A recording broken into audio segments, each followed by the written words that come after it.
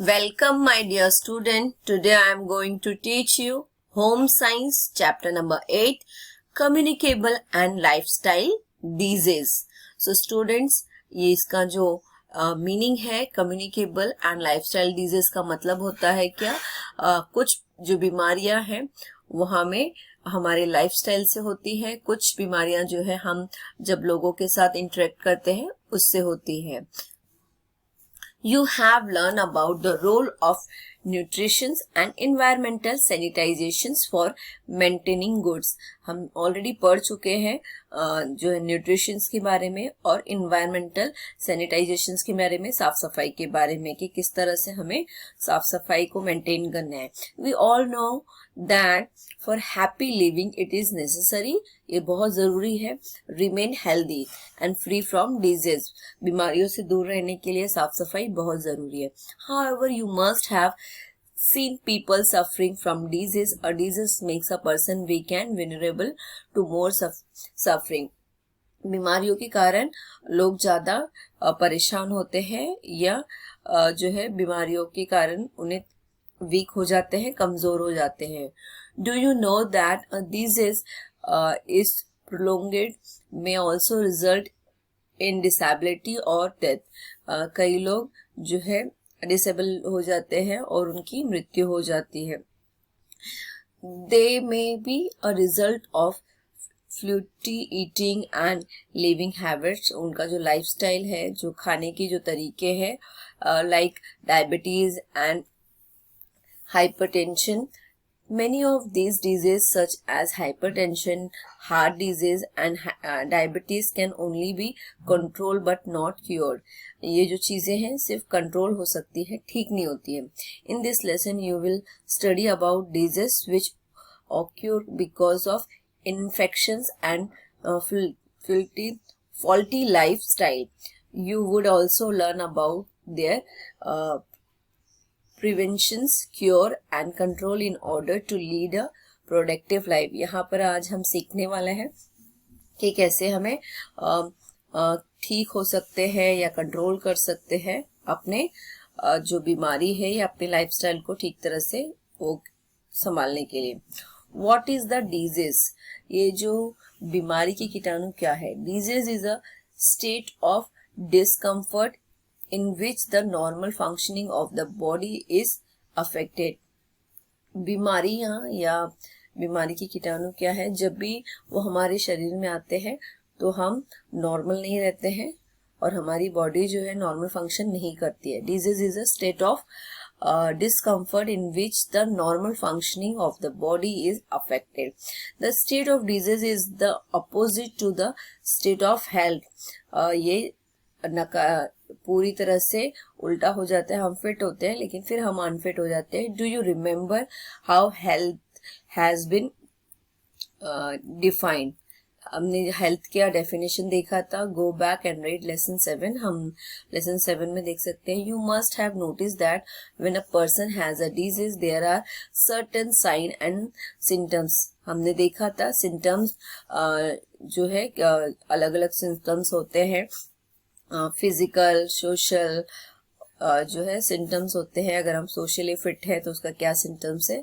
तो हमने emotional, social, ये सारे सिम्टम्स देखे थे. Each disease has associated sign and symptoms which are particular to that disease only. हर एक जो बीमारी है उसके कुछ सिम्टम्स होते हैं. Try to recall how you felt when you were suffering from common cold. आप याद करो कि जब आपको सर्दी कफ होता है तो कैसे आप उसमें सफर करते हो, कैसा फील होता है. यू हैड सोर थ्रोट, जो है निगलने के लिए मुश्किल होता है. ब्लॉक नोज, नाक जाम हो जाती है. बॉडी ईच एंड फीवर, जो है शरीर में खुजली होती है और बुखार आता है. However when your grandmother had hypertension, she was restless. अगर जो है ग्रैंड मदर बहुत ज़्यादा टेंशन लेती है तो उनको वो रेस्टलेस हो जाती है, डिसओरिएंटेटेड and fatigued, she was advised rest and asked to avoid physical and mental stress. तो हम उनको कहते हैं कि आप avoid करो physical और mental tension और rest करो. You have seen that in both the cases the patient was uncomfortable. हम इन सब में देखते हैं कि जो है पेशेंट अनकंफर्टेबल हो जाते हैं, उन्हें कंफर्टेबल फील नहीं होता है. In this lesson we will discuss 2 type of disease. इस जो लेसन में हम लोग 2 तरह के बीमारियों के बारे में सीखने वाले हैं. एक है communicable disease and second one lifestyle disease. So first is immunity. So सबसे पहले हम इम्यूनिटी के बारे में देखेंगे. Sometimes it's happen that your family members or friend may have a viral fever, but you do not catch it. कई बार हमारे परिवार में कुछ लोगों को वायरल फीवर हो जाता है बट हमको नहीं होता है. Why do you think this happen? क्यों ऐसा होता है? This happen because your body is defense system protect you from germs. क्योंकि आपके शरीर में जो है उन बीमारियों से लड़ने के लिए, वायरल फीवर से लड़ने के लिए शक्ति होती है. In other word you had a immunity to viral fever. आप अगर दूसरे शब्दों में कहें कि तुम्हारे शरीर में वो शक्ति है जो वायरल फीवर से लड़ सकती है. इम्यूनिटी सिस्टम जो है स्ट्रॉन्ग है. Do you know how our defence system function? क्या तुम जानते हो कैसे ये काम करते हैं? Our body defence system consist of white blood cells which act as a soldiers to fight germs. हमारे शरीर में व्हाइट सेल्स होते हैं जो सैनिकों के जैसे काम करते हैं और बीमारी के कीटाणुओं को मारते हैं. The white blood cells produce a substance called antibodies. हम कई बार डॉक्टर के पास जाते हैं तो वो हमको एंटीबायोटिक देते हैं. तो वो जो व्हाइट सेल्स है एंटीबायोटिक का काम करते हैं टू फाइट जर्म्स, बीमारियों से लड़ने के लिए. In the fight between the antibiotics and germs, if the antibiotics are able to resist and destroy the germ, then the infection is prevented and the person is said to be having a immunity. अगर हमारे जो antibiotic जो white cells हैं वो उन बीमारी के germ से लड़ के जीत जाते हैं तब हम बोलते हैं कि हमारे अंदर इम्यूनिटी सिस्टम स्ट्रॉन्ग है. However, if the germs manage to overpower the antibiotic, thus symptoms of disease appear. In other words, the person does not have immunity to the disease. अगर हमारा शरीर या वो वाइट सेल्स हमारे जो antibiotic है वो लड़ नहीं पाते हैं तो बीमार हो जाते हैं, तो इसका मतलब है कि उनका इम्यूनिटी सिस्टम वीक है और वो बीमार हो जाते हैं. Immunity is the ability of the body to resist a particular disease. You have learned about immunity and immunization at the length in lesson 7. ये हमने lesson 7 में पढ़ा था. Common disease, जो साधारण जो बीमारियां हैं, the disease that spread from one person to other are called communicable disease. जो एक दूसरे से फैलते हैं ऐसे बीमारियों को हम communicable disease कहते हैं. Infectious disease, जो इन्फेक्शन फैलाते हैं. This disease are cause by infection which spread और communicable through the medium of touch, sharing towel, handkerchiefs etcetera. ये जो है साधारण तरीके से फैल जाते हैं छूने से, अपने टॉवल या हैंकरचिप्स शेयर करने से. Of the patient, air, food और वाटर, और through sexual contact with an infected person. अगर कोई इन्फेक्टेड पर्सन है उनके साथ में हम कुछ शेयर करते हैं, खाते पीते हैं, तो ये बीमारियां फैलती है. इम्यूनिफाइज polio, thyroid, measles, mumps, chicken pox, tuberculosis, sexual transmitted infections and AIDS. ये सारी बीमारियां हैं जो are some of the communicable disease. ये सब जो सारी बीमारियां हैं ये कम्युनिकेबल डिजीज है. एक्यूरेट इम्यूनोडिफिशियंसी सिंड्रोम, एड्स जिसको हम कहते हैं, ये सब जो है कम्युनिकेबल डिजीज है. What causes communicable disease? Communicable disease are caused by very tiny organism called germs and parasites. These germs are present everywhere in air, water, soil. ये जो है सब जगह पे रहते हैं. When germs enter a healthy body, they multiply and upset the normal function of the body.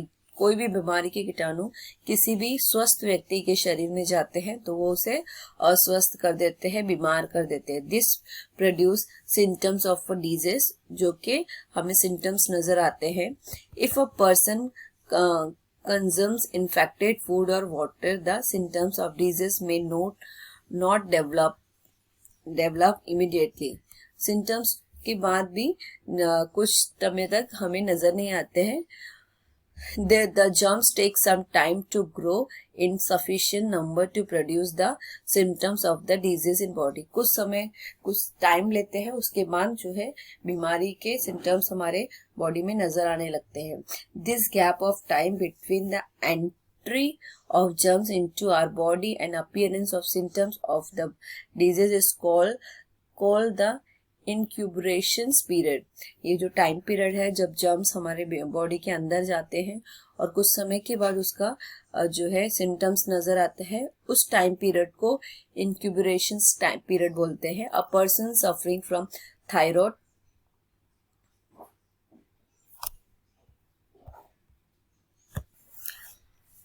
Typhoid must have consumed food infected with typhoid germs about 2-3 weeks earlier, but the symptoms appear sometime afterward. Incubation period is different from different diseases. During this period, the person may remain perfectly healthy but is a carrier of the disease. How do communicable disease spread? बीमारी के कीटाणु किस तरह से फैलते हैं?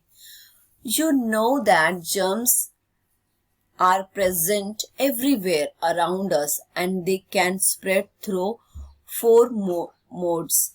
First, food and water. Second, air. And third, contact. And fourth, insect. Let us now study this in detail. Food and water, first one. So you must have often been told to keep food and water covered. हमेशा खाने को ढक के रखना चाहिए. Can you see why you are told to do so? क्यों हम ऐसा करते हैं? Yes, you are right. Uncovered food and water are likely to get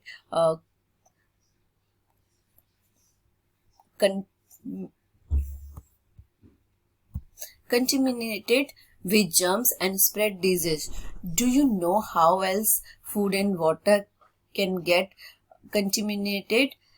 It can get contaminated through unhygiene condition of preparation, serving and storing, dirty hand and utensils and house fleas, which transfer germs from rubbish and garbage to food. Drinking water should be taken from a safe source. Water which you get from the municipal tap is safe to drink. Can you tell why? This is because tap water is clean and treated by certain method that kill germs before it is sent to our homes. But water from well, pond, stream and even hand pump is generally unsafe and may contain disease causing germs. Diseases such as diarrhea, hepatitis, cholera and typhoid are spread in this way. So students, यहाँ पर हम देख सकते हैं कि खाने के द्वारा और पानी के द्वारा जो बीमारियां फैलती हैं, कितनी हमें सावधानी पूर्वक इस्तेमाल करना है. हमें खाने का और पानी पीने का जो है हमें बहुत ध्यान से देखना है. हमें हमेशा खाना ढक के रखना है और साफ सफाई से बनाना है.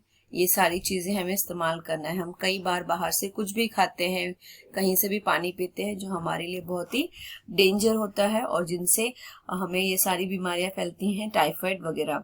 ओके, नेक्स्ट लेसन में या नेक्स्ट वीडियो में हम एयर के बारे में स्टडी करेंगे। ओके, तो नेक्स्ट टॉपिक हमारा हम नेक्स्ट वीडियो में कवर करेंगे। Thank you.